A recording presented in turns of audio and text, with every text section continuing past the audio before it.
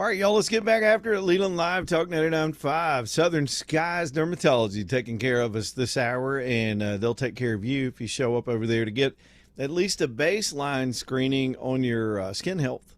It's very important. Some people, they write this off as sort of an old people thing or a super pasty white person thing or somebody that knows they have trouble thing, but any of us can be suddenly affected by it. So you've got to be vigilant enough to keep your own eye out for signs, but let's be honest, there's some parts of your body you can't see and you don't want anybody looking at, but you didn't mind Southern Skies giving you a once over. You can have these on your back. Some people get them on the melanomas on the bottom of their feet or in their hairline and they wouldn't have noticed. Southern Skies is so thorough, and because this is all they do is detect skin cancer and remove it, especially with that high-tech Mohs procedure. One, it could save your life, but two, even a benign, say a basal cell carcinoma or one of those, you don't want that lurking on you. You want to have it removed and done so professionally with the great folks at Southern Skies. Great locations all around. They're growing, so they've got a new location opening up this year, and I'm excited to tell you all about that when they're ready.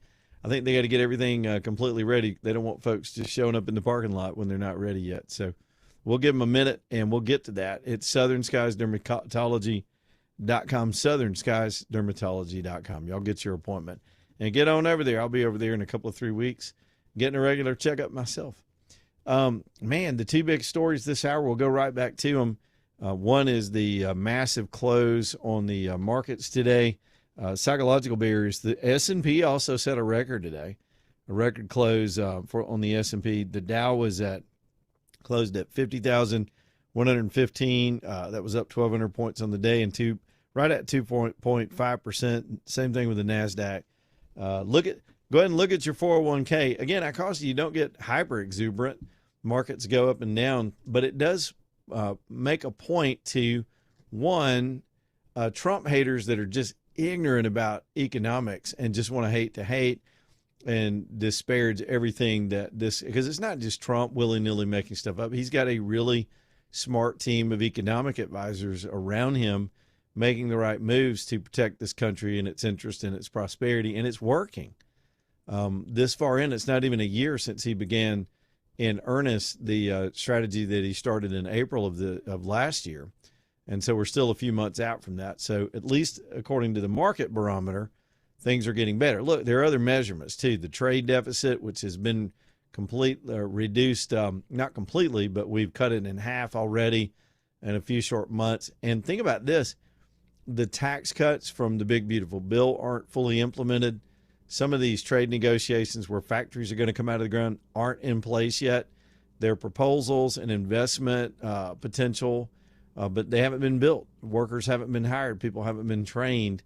So there's an upside if the world can stay in peace, if we can continue to solve some of these crises around the world. They're working on that today with the third-party negotiations with the Iranians. Lots happening. I think it's going to be an exciting year. So that's just one of those up days. So, and also you've got also Republican detractors that became known as panicans after the tariff strategy. Look, I know a lot of folks that subscribe to, and I was there at one point in my career too. I'm going to go ahead and tell you, I've been through too many of the seminars and the training on global trade. And there is a free market model that is being taught to a lot of people that consider themselves Republicans and or fiscally conservative that believe in just international free trade. But we didn't have international free trade. We had completely lopsided tariff situations, and we had a huge imbalance. But yet they still argue that was more healthy for our economy, even though we've watched small towns dry up, factories close, the American worker was not looked out for. Then we became less reliant on our own steel and pharmaceuticals. That has to get rectified, and you get a sense that that's being done and being done very quickly. I get this sense, too, as I look at some of the initiatives of the Trump administration, that he's operating on a, people call it Trump speed, where they're pushing everything. He knows this is just one term. He had the previous term separated by the fraud that was the term in between, and now that taught him some lessons, and it goes by quickly.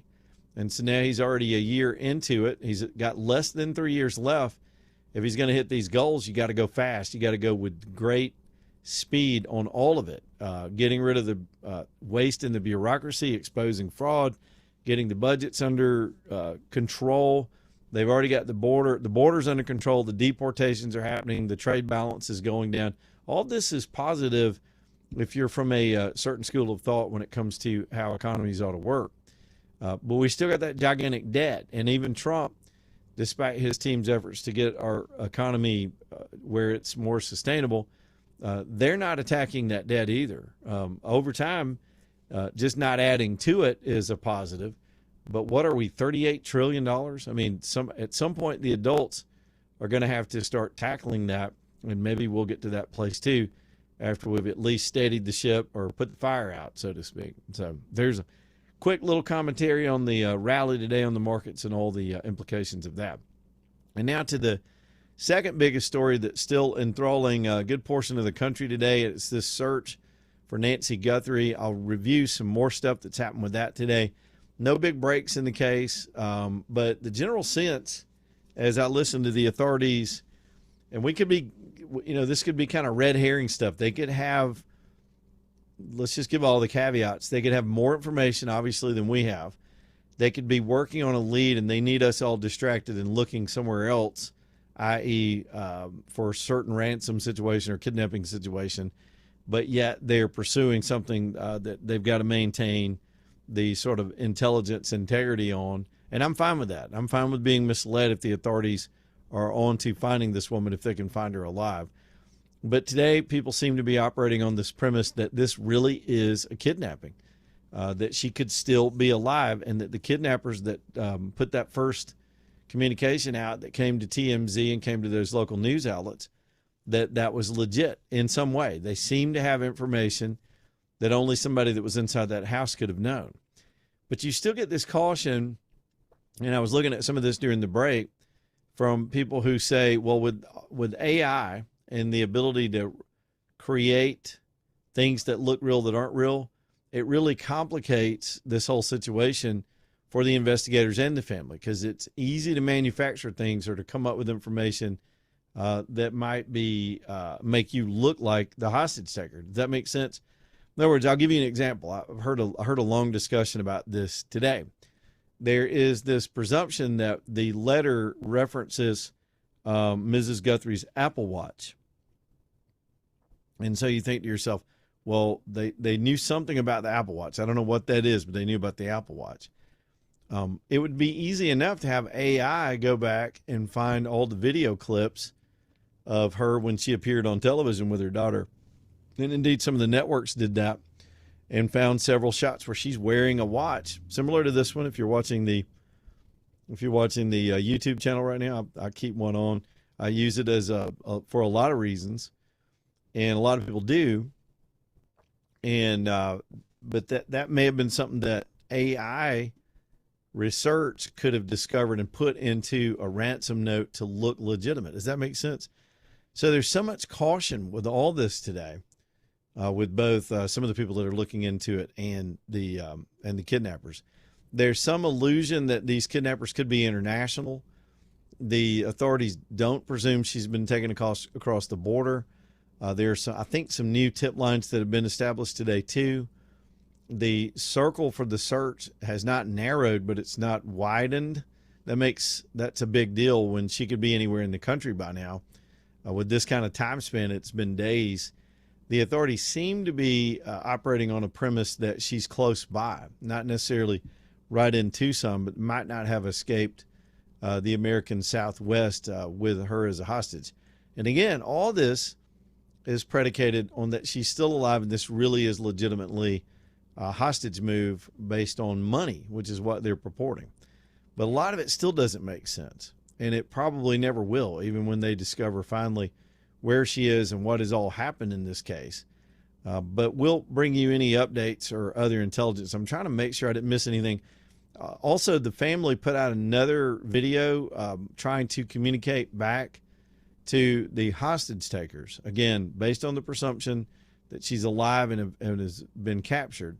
And we don't know if they did that at the direction of the investigators to keep that communication out there, because the understanding that we have now is that Since that TMZ ransom note that was sent to them and sent to some local television stations, there's been no other communication, nothing, no more demands, no negotiation, nothing. They went cold silent. They dropped the multiple deadlines, and apparently Monday is another hard deadline where they say her life would be in danger if there has not been a move toward making that, I guess, that crypto deposit. It really is like a sad movie script and a frightening scenario for all involved. But we'll continue to update you on it. If anything else happens this afternoon, we'll bring it to you. 545-9950 is the phone number. If y'all want to get on the radio show, bring it. We've got a little room for calls now because I think we've cleared out a lot of the major stuff and headlines on this Friday. Alabama Dental, another one of our fine medical professionals here on the show. Dr. Brian and his whole team bringing you the show this hour. We all need a dentist. All of you need a dentist. And maybe you haven't been in a while. I get it. Maybe you have a dentist, but you need a little more capability or expanded hours. Consider Alabama Dental with 4 great dentists in that practice, all of them with their own specialties. And they've stretched their hours out to make it convenient for you, easier for you to get in there. You can do it. So go visit them as late as 6 or 7 at night. Go get your teeth cleaned on a Saturday when you've got a little more free time to do these things. And do it with the great help of our good friends, Dr. Brian and the whole crew at alabamadental.com. Call them with your appointment today. I've got one scheduled too. I actually had to put it off because of this trip. I usually do it right around my birthday. But it's alabamadental.com. Y'all get on over there and let them take good care of you. alabamadental.com. Back after this.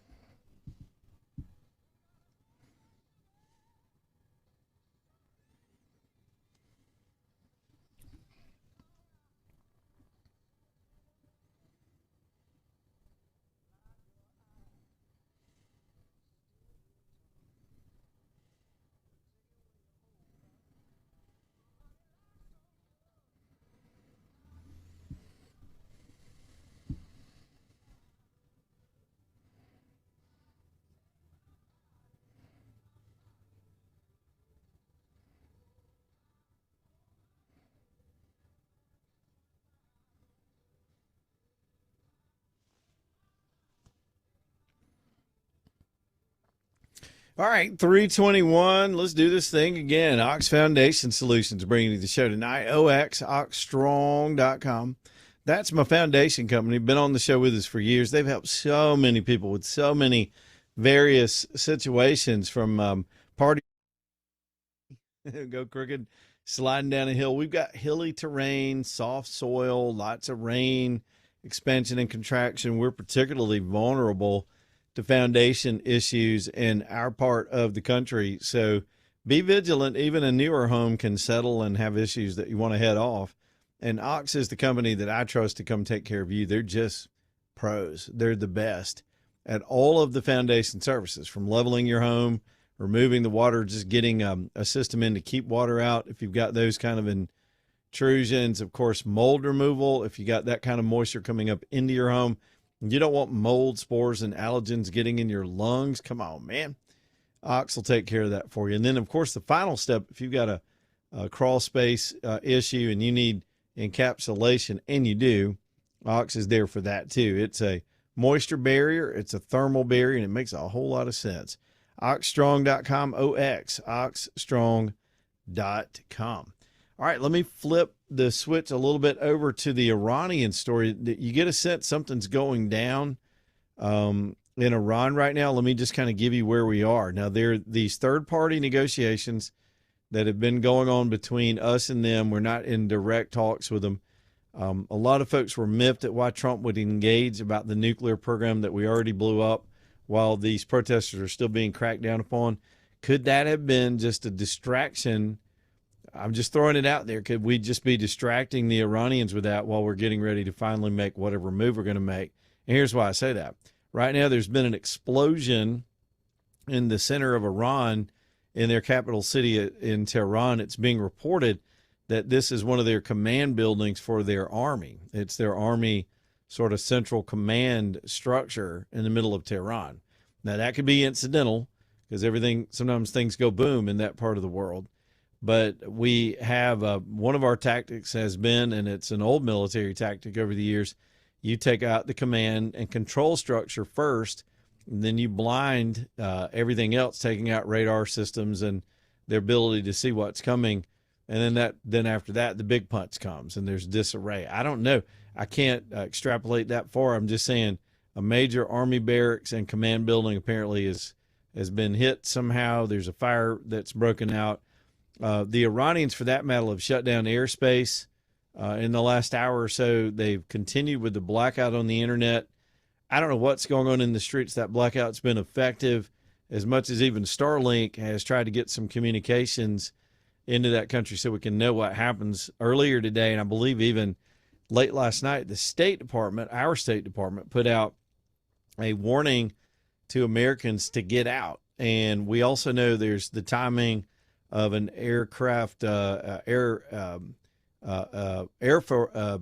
losing my mind, an aircraft carrier that has now gotten into range. It was moving into position there. The whole battle group is with this flotilla that Trump has hinted at. He keeps saying we got a big, beautiful flotilla coming at Iran. So is it carrot and stick, or is this all stick? Has it begun? Are we doing something? I don't know. If there are developments tonight, of course, we'll tell you. But these series of circumstances that have popped in the news just here in the last few minutes seem, I don't know if ominous is the right word, hopeful may be the right word, that all those people in the streets need is a little bit of an assist. They need a little bit of the world having their back, and I think they could take their country back, which would change. I can't even express to you how much the dynamic would change on the chessboard of the Middle East if you took the pariah and the state-sponsored ability to cause trouble away from that region and took the Iranians out. Some of these peace deals that are subject to negotiation right now could suddenly start happening because you've got countries over there that, while they don't share a whole lot in common with us, they do want peace and prosperity. And the Iranians will derail any deal that comes along. There's some people that believe there's a operating theory that October 7th, part of that conclusion about them going ahead and executing that mission that they had funded and planned for with Hamas, part of that thinking was to derail the Abraham Accords, which had the potential of coming back should Trump return to the presidency, or should the other countries continue to start to align with Saudi Arabia. It's complex. There's so many multi-layered parties involved. There's a tribalism that Americans cannot understand. Even amongst the people of the Muslim faith, there are ancient politics that go back years that predate our country even existing, that are always at play and top of mind for some of these cultures and people that think the way they do in that part of the world. And it's not monolithic.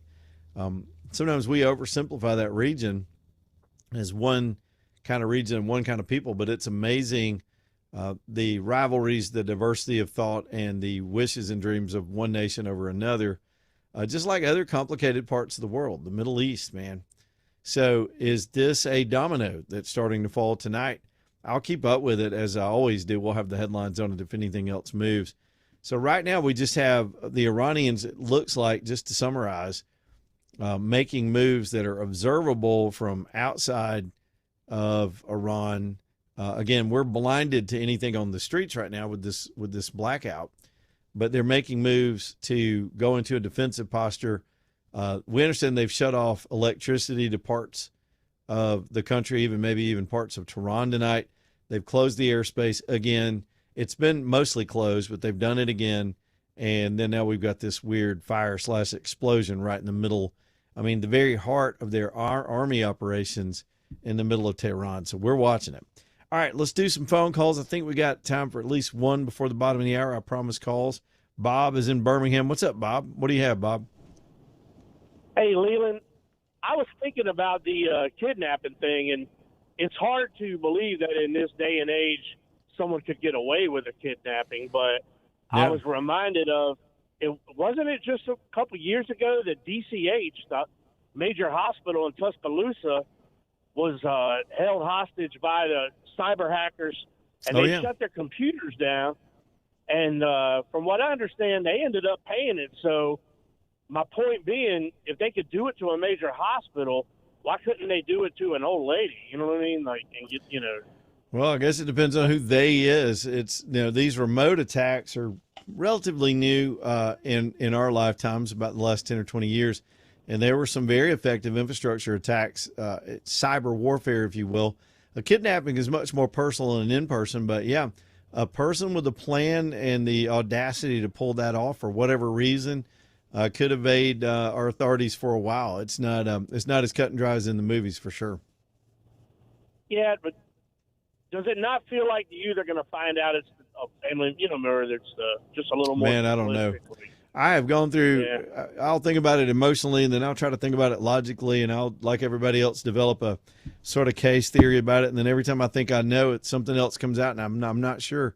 It is a mystery for sure. It's got me baffled. All right, bottom of the hour. Appreciate the call, Bob. That'll get us going on the phones today. If you want to get in here too about that or any of this stuff, 545-9950. Back here in just a minute. Leland Live, Talk 99.5.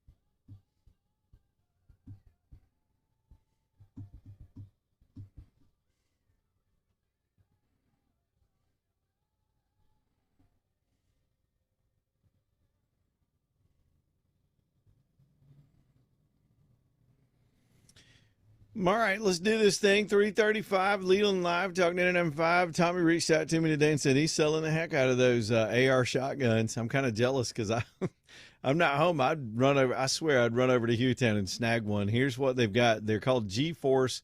That's the maker. These are AR-12s, which is a little bit new to me. I've never fired one or had one, but they're sort of made in the AR style, but they're 12-gauge shotguns. And I can see a lot of effective uses for something like that in a defensive situation. They come, with a mag. They're mag fed. Cool tactical color. They've got the sort of desert, military desert color on the one he sent me a picture of.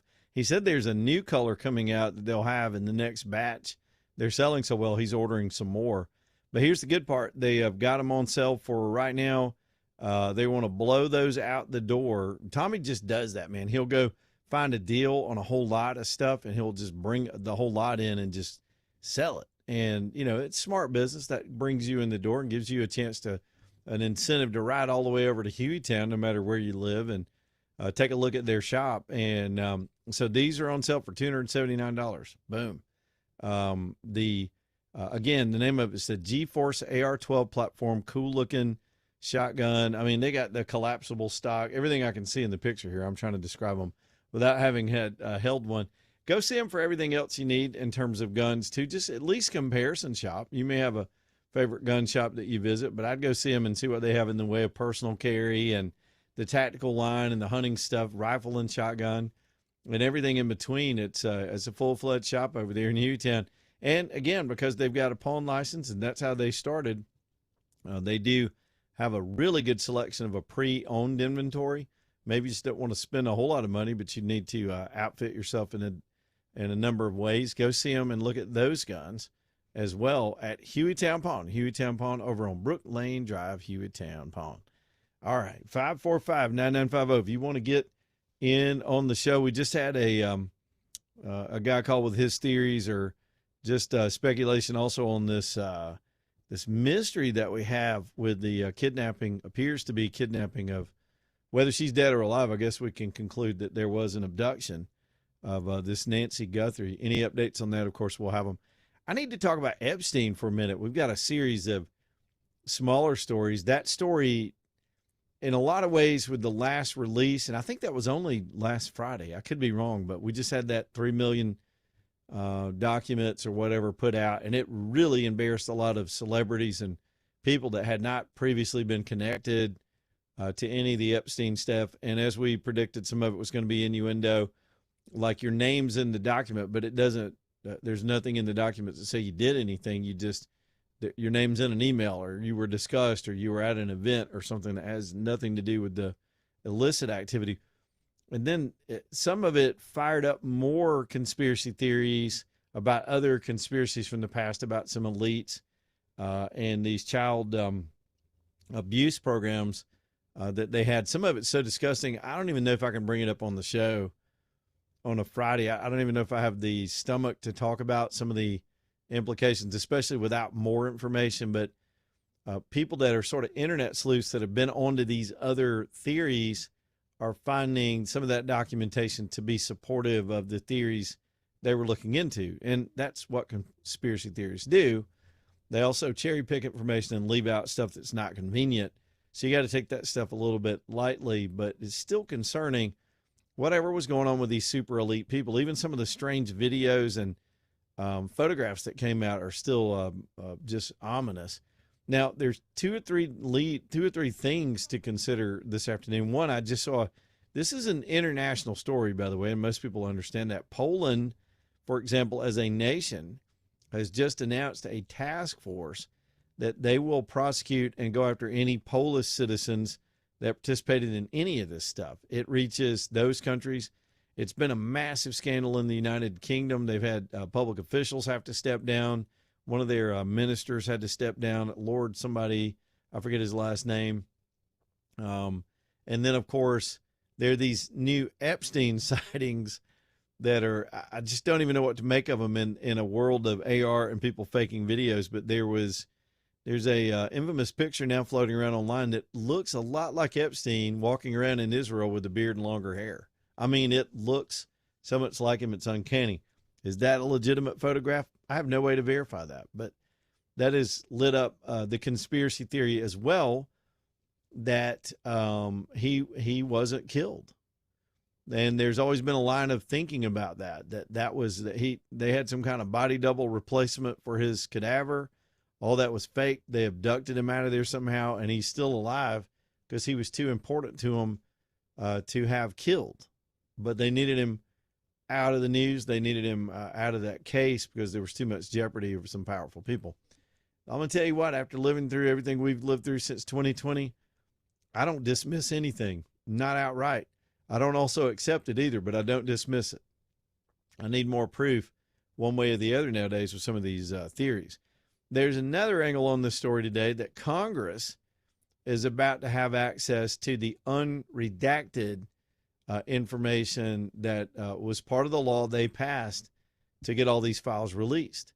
And so you know about the redactions and the complaints over the redactions. For some, there were too many redactions. For some of the victims, there weren't enough. There were some things that slipped through, photographs and identification, even though they might have, for example, blanked the name of some young lady out who at the time was probably in a vulnerable position, but now maybe is all these years later, they're adults now, but the images are still who they are and they're identifiable. So there's a lot of heartburn over that from the victim class, and I don't blame them. But this is what happens when you get a bunch of political hacks, particularly the Democrats needing an issue, that foam up the country over the release of the documents. Then the documents come out. It doesn't implicate their target, which was Trump, and then they all go silent. They have run for the hills. Bill and Hillary are smack dab in the middle of all this stuff. And by the way, I thought about this today.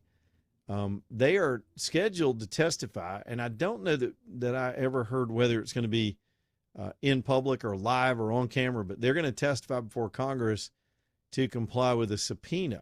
Now, trying to nail either one of them down in a Q&A session is like trying to hit a fart with a tennis racket. It's kind of hard. They're slippery. And so I don't expect much to come of that. Not only that, Congress, whenever you have a congressional panel, these are some of the worst interviewers.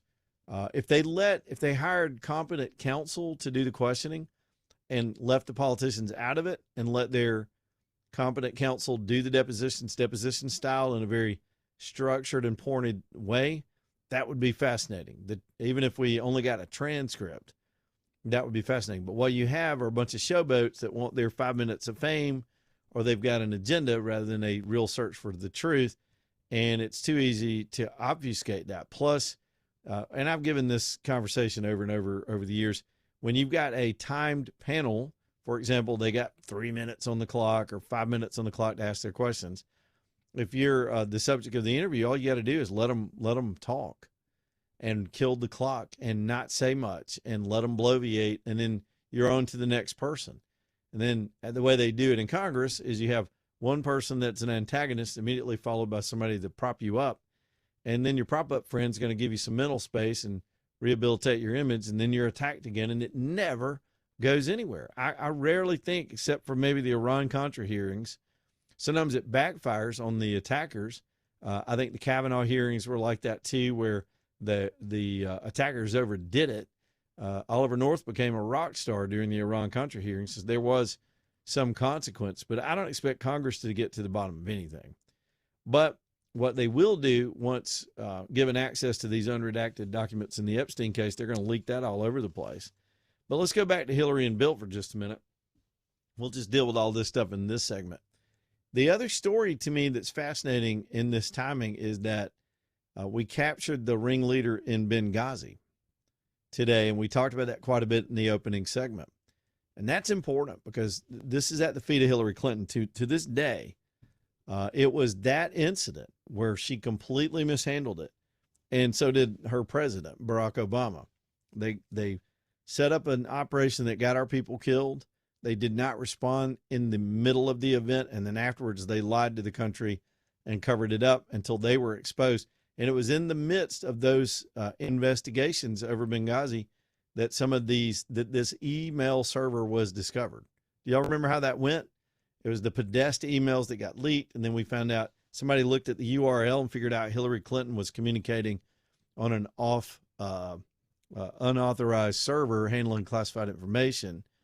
And then they discovered how she had set up this operation. She set up what I have always called a premeditated corruption. She knew she'd be communicating in a corrupt way about the Clinton Foundation and using her staff inappropriately and most likely selling access to the government. So she set up a secret server. So if she wouldn't have to, she'd have access to destroy the information if the hellhounds came sniffing around. And guess what? That's exactly what she did. She set up the server, and then she came under scrutiny of the investigation and subpoenas, and she destroyed all of it. She and her team destroyed it, including classified information. So Benghazi, as much as that was at her feet, the attention got shifted to her and the classified emails and the illegality there.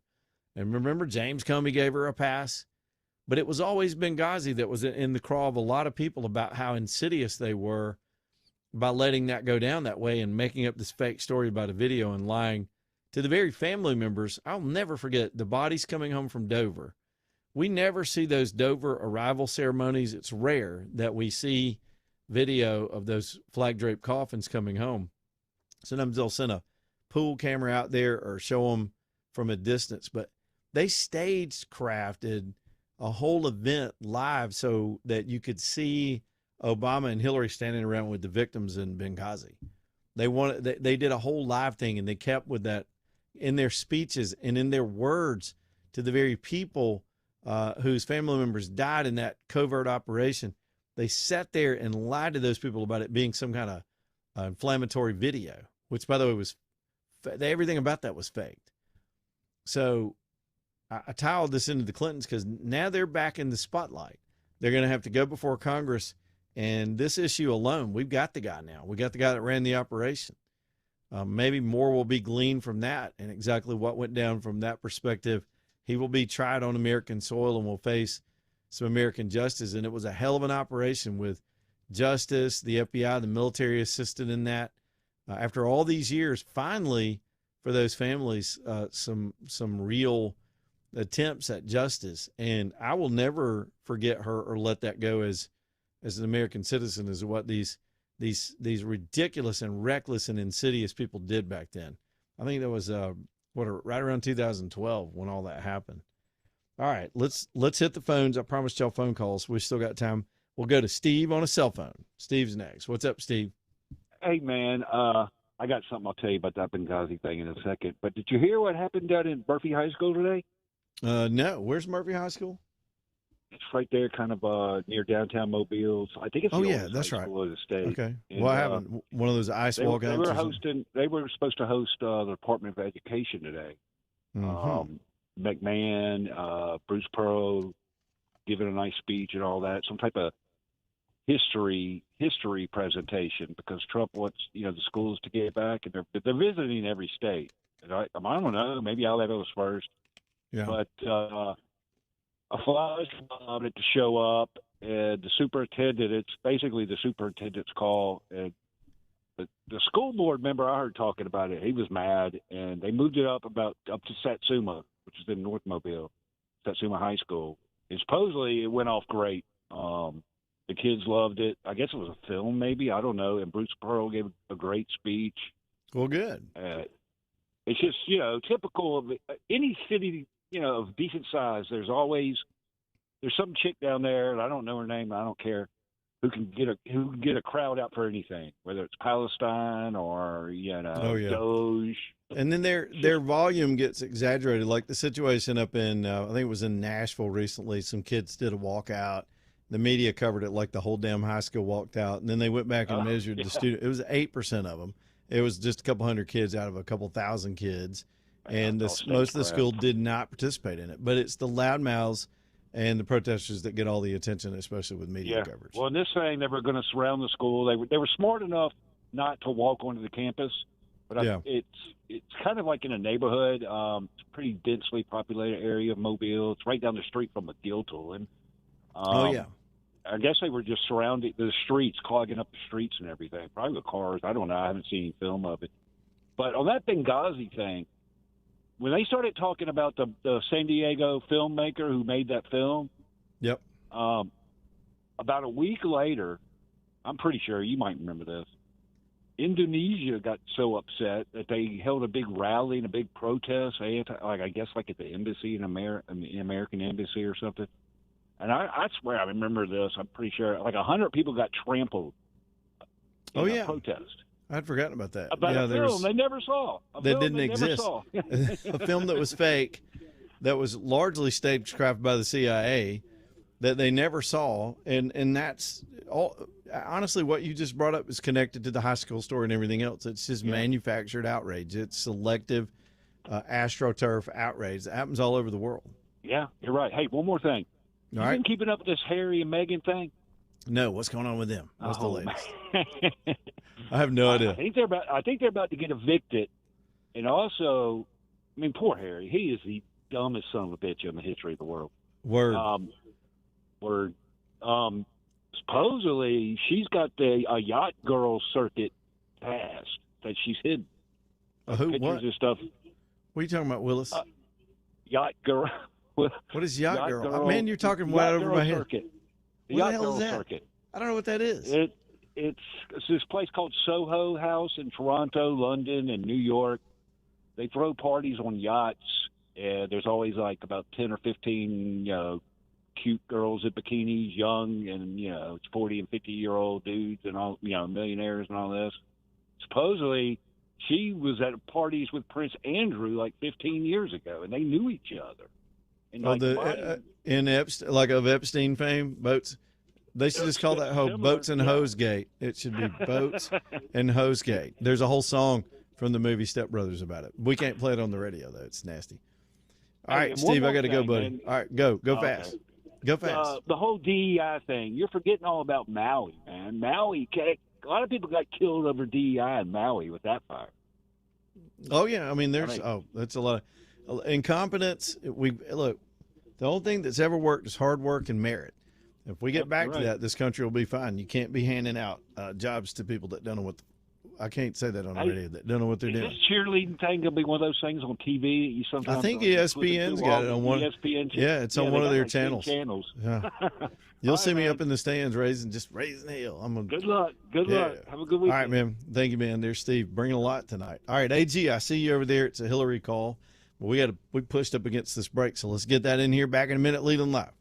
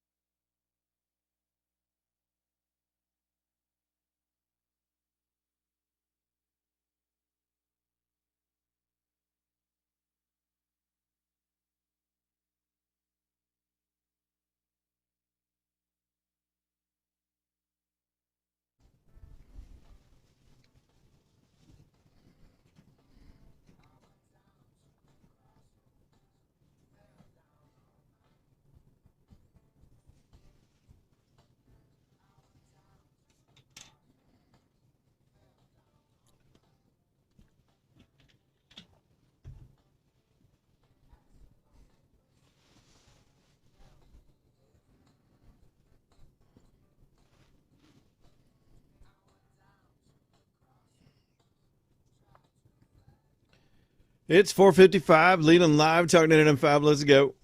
AG's been holding, so we'll go straight to the phones this hour and get him in here and head toward the top. What's on your mind, AG? Well, you were talking earlier about the Clintons going to Congress, and I heard somebody explain it the other night, and it is going to be a deposition, not a hearing. Yep. And he said they're going to make a video of it and a transcript, which will all be made public at some time in the future. We'll see how long that takes.